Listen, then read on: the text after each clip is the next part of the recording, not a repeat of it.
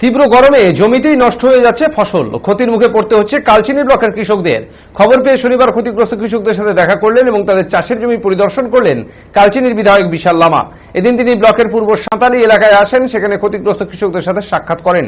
এরপর এ নিয়ে রাজ্য সরকারকে আক্রমণ করেন বিধায়ক বিশাল লামা। তিনি বলেন, এসব এলাকায় সেচ ব্যবস্থা নেই, ফলে কৃষকদের কথা মাথায় রেখে সরকারকে বিকল্প কোনো ব্যবস্থা করা উচিত, তবে তারা তা করছে না।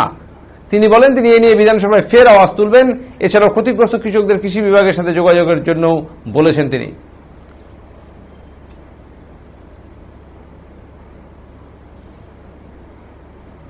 कति छ यहाँ अहिले त यो भर्खर फुलहरू हुँदैछ यहाँ हाम्रो 63 कम्पनसेसन बाइकको यो भएन भने यसलाई देखाउनुपर्छ एरियालाई, ल यहाँको जो डिस्ट्रिक्ट हुनालाई देखाउनुपर्छ।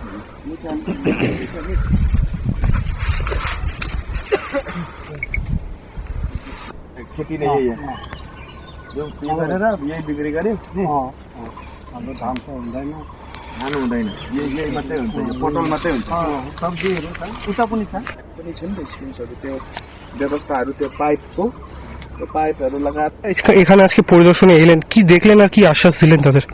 আমি খবর পেয়েছি যে আমাদের যে এই যে পশ্চিম সাঁওতালের যে চাষিরা একটা যে এখন রৌদ্রে যেভাবে যে সবজিগুলো ড্রাই হয়ে যাচ্ছে, মানে নষ্ট হয়ে যাচ্ছে, কোনো ইরিগেশনের ব্যবস্থায় নাই, সেই খবর পেয়ে আমি আসলাম। আমার সাথে আমাদের এখানকার যে স্থানীয় পঞ্চায়েত আছে, আমরা দেখেছি সত্যিভাবে যে এখানে এত চাষিরা আছে। আমি এই যে একটা ওনার সাথে আজকে কথা বললাম, যার এই ইয়ে আছে, তো উনি বলছে মোটামুটি ওর 4 বিঘাতে তো এরকম সবজি আছে, কিন্তু এই যে রোদ যেভাবে আছে, মানে এখন বৃষ্টি নাই, আর পুরো যা ওদের যে চাষগুলো মানে সবজিগুলোর মানে নষ্ট হয়ে যাচ্ছে।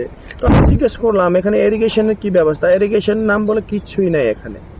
তো এই অবস্থা আছে যে অনেকই সমস্যা। আমরা তো এই বিষয় নিয়ে বিধানসভায় কথা তুলে ধরে আগে আমরা বলেছিলাম যে আমাদের যে চাষিদের যে সমস্যা, যে হিমঘর থেকে নিয়ে তা ব্যবস্থা, আলু যখন আপনারা তো দেখেছেন কত নষ্ট হয়ে যাচ্ছে হিমঘরের অভাবে, পেঁয়াজের যে অবস্থা সেইভাবে হয়ে যাচ্ছে। কিন্তু আজকে এখানে দেখছি যে পটলের যে অবস্থা হচ্ছে, পটল যে সবজিগুলো, যে এখানে 4 বিঘাতে একটা পটল সবজি, কিন্তু এটা ড্রাই হয়ে যাচ্ছে, ল্যাক অফ ইরিগেশন, সেরকম কোনো সিঁচাইয়ের কোনো ব্যবস্থা নাই।